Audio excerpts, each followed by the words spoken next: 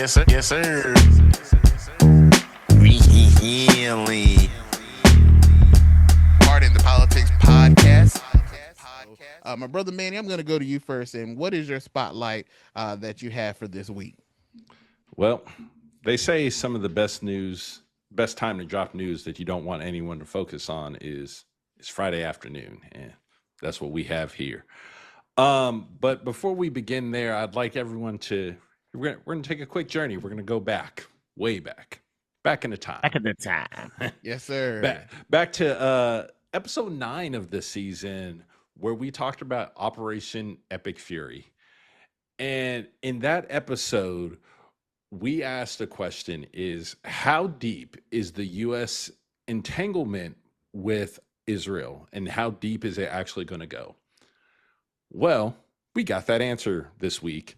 And it's called Section 224 of the 2027 NDAA. And no one's talking about it at this point. It's also very early. So the NDAA is the National Defense Authorization Act. It's an annual bill that Congress passes to set up military policy and authorize what we're going to be spending money on. I think it's a key point here to know that it has passed every year since 1961 without interruption. It's never stopped. We've hit it every single time because it has to pass. And it is legislation that could not survive on its own, so it kind of gets buried. But Section 24 is an example of them essentially burying it. So what Section 224 of this year's edition of it is the United States-Israel Defense Technology Cooperation Initiative. And it structurally starts linking the United States and Israel together. There are 4 core provisions of it. The first one, it designates a single Pentagon executive agent. I don't know what that means. I don't know if they know what that means right now. But it's this one person whose sole job is to coordinate military cooperation between the U.S. and Israel across all defense domains. The second provision authorizes bilateral research and development, co-production of weapons, various joint ventures, and licensing agreements across AI, quantum computing, autonomous systems, directed energy, cyber, and biotech weapons. The third one is it enables network integration and data fusion. And how this is phrased and how analysts are talking about it is it could give Israel access to virtually all of the US's military operational data. And the fourth provision expands Israel co-production facilities in the United States. So currently there are 2 of these facilities in Mississippi and Arkansas, basically creating American jobs that are tied to Israeli defense production. And this gets really interesting about the sharing, especially that third one, the third piece about the data fusion problem. So basically, if the US and Israel militaries are integrated, they get all of our data. So our battlefield data for US operations could flow into Israeli systems and back and forth. So we're talking data that the US has from Gaza that we haven't released to them, from Lebanon, from Iran, all of our allies in the region. They could potentially have all of that information just inherently linked with their AIs. What does the U.S. get out of it? The U.S. gets access to a lot of Israeli tech. I think what we've seen with the operation in Iran, what we've seen in Gaza, what we've seen in Lebanon, the U.S. now gets access to that we know has been tested in the field. But it's really that AI data infrastructure that becomes really, really interesting. And one of the biggest arguments right now is the lack of transparency and oversight over what America would be sharing and vice versa. And basically, this is all being done with very little public debate that we would get in Congress if this came through naturally. No hearing, no amendments, and They buried it in a 500-page bill that passes like clockwork. So some people are starting to have problems with this. A couple key people to keep in mind is Mike Rogers, who I'm just going to state a very quick fact here, has received $122,000 from APAC in his over his career per Open Secrets. I'm just listing that as a fact. You do with that information what you will. But he was the one that put this in there. Um, Several people, including Richard Hudson and Ted Budd, have all come to like, yes, we need to do this. We need to, be backing Israel. We need to be protecting them. Obviously, there are some people who are vastly against this. Representative Massey, who has already come out and said that he plans to put in an amendment to strip this out of this. What this means is that if this passes, the U.S. would be very deeply tied to Israel in ways that we aren't tied with anybody. If the United States decided to integrate our military with Canada, people would be like, whoa, whoa, whoa, whoa, what are we doing here? Um, and I think this is a concern for NATO because NATO, being one of our closest allies, look, we don't have any type of relationship with Germany, with Korea, with Japan, the UK. We don't have this type of relationship with them as well. And then now we also look at a situation where what does Iran think about this? What does China think about this? How do they start feeling about it? And I think it could become a really touchy situation, especially for us to be so deeply entrenched in protecting somebody and giving them access to our data and information. And as everything with AI and data continues to heat up, what are we sharing with them? What will they have access to? And I think the better question also might be, what won't they have access to? You know, so I think this is a very, very, really touchy situation. And the question I have for our listeners is, does this concern you? You know, this is not the UK, this is not Germany, this is not France, but this is a structural military access that we would be giving Israel to America. And do we want that? Especially in a time when there seems to be conflicting feelings about Israel, and you take away those feelings for Israel about what we should be dedicating our military efforts and our financial efforts towards should be here in America. Is this really America first? We don't know. Um, Big key here is that, again, this is passed like clockwork every single year. This has to be voted on, I believe, before October 1st. So we will be likely hearing a lot about this. And we'll see what happens. And that is my spotlight of the week, and we'll kind of see how this plays out over the next couple weeks. Especially, I know one of the provisions that Iran had with the U.S. is that, hey, if we sign this deal, we open the strait, you guys have to get out of the Middle East. Okay, we could do that now. This situation, we could do that now. We could get completely out of the Middle East. But if we have this agreement with Israel, we are forever in the Middle East as well. And that's my spotlight of the week. That's a that's major. Yeah. Yeah.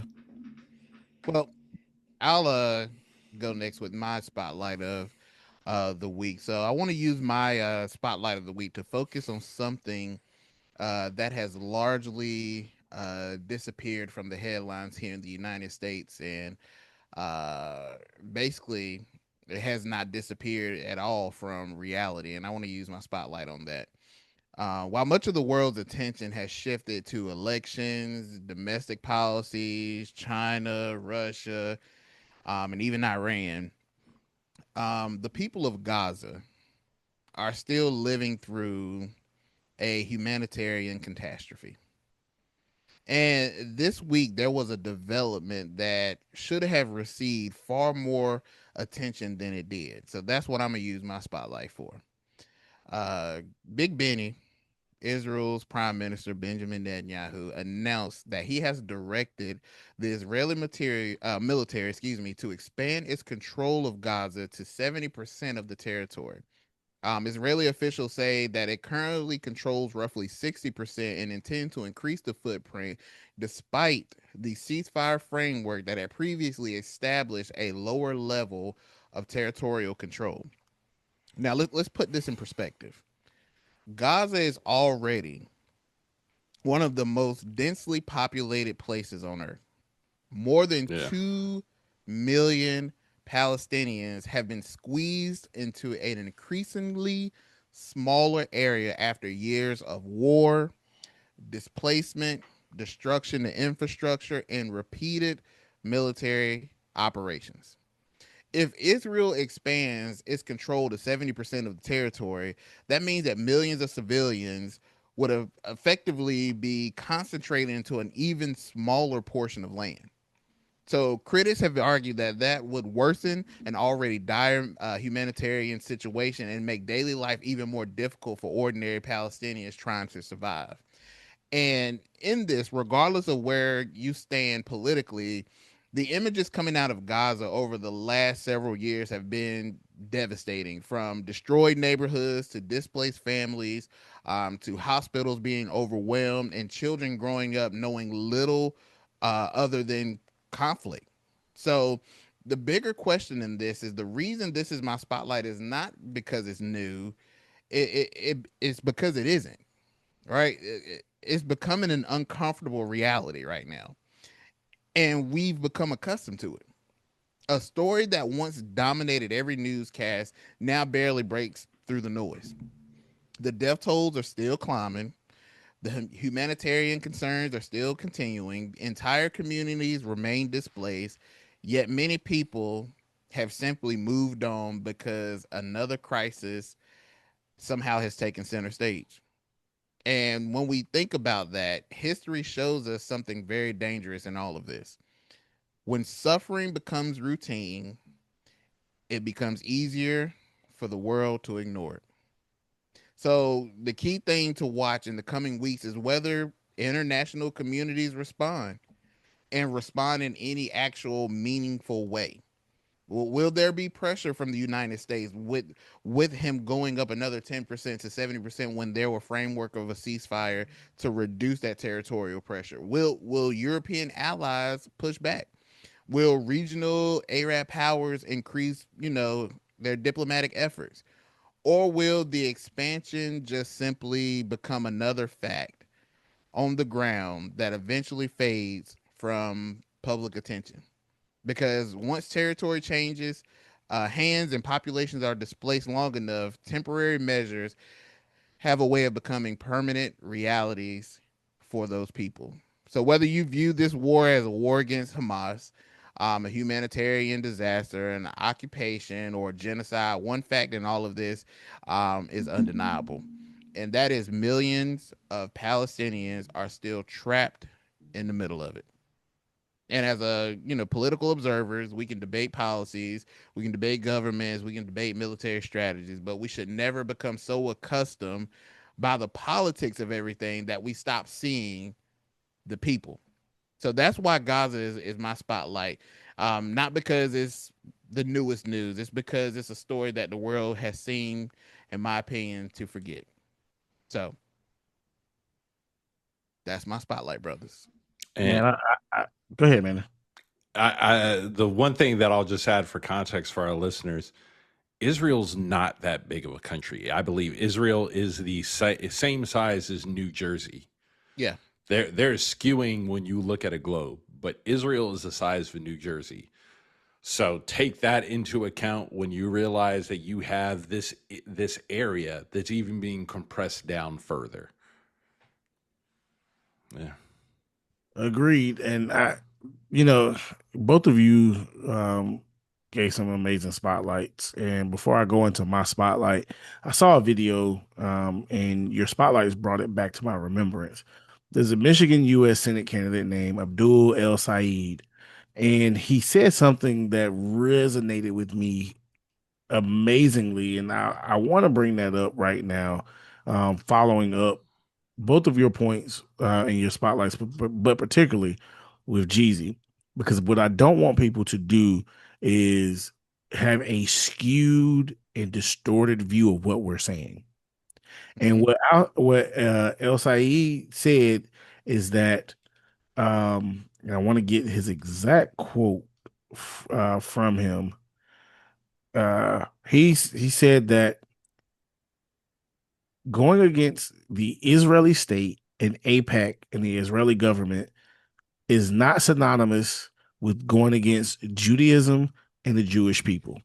Facts. He Yep. said calling out anti-Semitism as Zionism is not anti-Semitic. And that's a dangerous tactic that people have done and used to try to Mhm. shield the Israeli government and its policies and scrutinize how they are treating people. So I want y'all to understand this. What Yep. my brothers have said has nothing to do with Jewish people as an entity or as a Mhm. person. This is a critique of the Israeli state and, Yep. Government. and the government, which here in America, we have every right to do. For now. Bingo. True indeed. And to add to that, Chuck, and I'll let you go. And I can't stand that this happens, but I feel like I have to say it. The pushback on Israel is no way, shape, form, or fashion speaking ill of the Israel that we read in the Bible. I wish y'all would stop putting them Hey now, together. hey now, I wish hey y'all would now. stop putting that together as Christians. But go ahead, brother. So my spotlight this week, um, I don't know if I can follow y'all. I had something, and my past two spotlights have been pretty heavy, so I wanted to come with a spotlight that was a little lighter. And so I saw a video on Instagram where these guys, their Instagram page, and I got to give them their prop. It's called the Makeshift Project, and they have some quirky different things on there. So I felt that there was something very important to share with people. They came and dropped a video of 5 phone numbers everybody should know. Now, the interesting thing about this is nowadays nobody knows anybody's phone number. Yeah. When the last time you opened the white pages or the yellow pages? Bruh, We were proper people. when's the last time I got a delivery of the white pages of the yellow Bruh. page? We were proper people I when they remember plop that book on your porch. yep. I remember my grandma said, "You want pizza? Find the number in that book and I- call it in. I'll go yes, pick it sir. up." Yes, sir. But oh man, that just took me back down memory lane. But these 5 phone numbers, the first one, 707-998-840, is a pep talk number. And this is what's interesting about this phone number is you can call, and if you're down, you can have kindergartners give you a pep talk and uplift your spirits. The Okay. next the next number, 719-266-2837. Parents of young kids, you might want to hold on to this number. This is the Santa Claus hotline. So you Yep. can call this Okay. line and Santa Claus can talk with your child. This next number is a very interesting number because I really don't think they check the messages, nor do they care. It's 202-456-1111. And that's the White House comment line. You gonna get that. This Boy. inbox is full. The next number, ladies, you might want to hold on to this one. 605-475-6964. This is from a company called humor.com, and this is the rejection hotline. If a guy asks you for your phone number and you don't want to give him your real number, you can give him this number, and if he calls it later, he's gonna find out Mm, it was him, not you. mm. Mm. Mm. The last number that they gave is a very vital number, and I think it's important that everyone holds on to. And this number is more for texting than calling. Is 741-741. And this is the texting version of 911. So if you're in a precarious situation where you cannot talk or you're in fear and not wanting to speak or hiding, you can use this to text 911 and communicate via that way. They provided 5 But who am I to stop there? Although 5 is the most amazing number. Here y'all Hey, go. yes, This is sir. Yes, this, sir. Here this is y'all go. this is 5 and another because I'm not gonna say another number after this. It's 5 and another, Mm-hmm. and this number is probably the most iconic number in all of the history of numbers. Hey. 281-330-8004. Mm. Hey. Hit Mike Jones upon the low because Mike Jones spouts for blow. Mm. There's a whole generation that don't know nothing about They that, don't know bro. No nothing. idea. Know No nothing about idea. What a time. What a time. the time to be alive. That is my spotlight for the week, my good brothers. Hey, well, before we go home, we will first of all say two things. Like, share, follow the podcast on all social media platforms. We greatly appreciate it. Reach one, teach one, and we all can laugh and either cry together. So join the podcast, join the community. We got some really great things that'll be coming out pretty soon over the course of the next couple of months. So get your seat in the building early before it fills up. And Don't be mad ain't when it's nothing like sold trying to get out. to the club. It ain't nothing like getting to the club, bro, and you can't get in. Mm-hmm. So join us, like, share, follow, spread PTP to all those that you know in your inner and outer circle. Also, too, want to say a huge thanks to all the listeners who tuned in to our special edition episode that we had with the president of the NCAE. We had a tremendous time having that opportunity with her, Miss Tamika Walker Kelly, that came and blessed us with her knowledge and expertise in the job that she is doing as president. So, for those listeners, we thank you for tuning in to that special edition. We hope there will be many, many more in the future of PTP. So, if you are someone who's listening that is in the political landscape in some shape, form, or fashion, both directly or indirectly, and would like to be a guest, hit us up. Hit us up on our social email, and yeah, we'll go from there. But certainly, thank those that listened and tuned in, and I hope that it was a tremendous blessing to you as it was us to have someone of her expertise join us on the podcast. So, with that being said, brothers, hearts and minds clear. Anything else? Any announcements? Anything need to be said? Just want to reemphasize the point. If you have not listened to that special edition episode, please do Please yourself do. a favor. Go back and Mm-hmm. listen to it. It may even, if not, motivate you to get out there and make a difference in a child's life. It'll get you pointing in the right direction. But yeah, it was a very special episode. Looking forward to anything we do in the future of that same ilk. But Yep. yeah, it was a good time. And if you Yes. already listened to it, listen to it again and share it to somebody Mm-hmm. else. Yeah, tell somebody. Run it Tell back. somebody. Yeah, Again. run it back. Run it back. Maybe you missed something that you got a question on it or something that might Yep. spark a desire, interest in you. Listen to it again. But yeah, certainly thank you for that. Brother Manny, all hearts and minds clear, brother. You good? All good over here.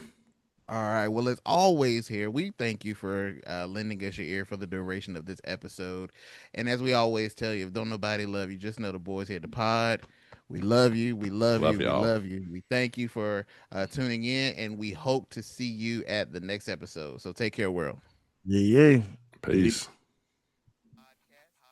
We back. We back. We back. I'm back. Yes, sir. Yes, sir. Really.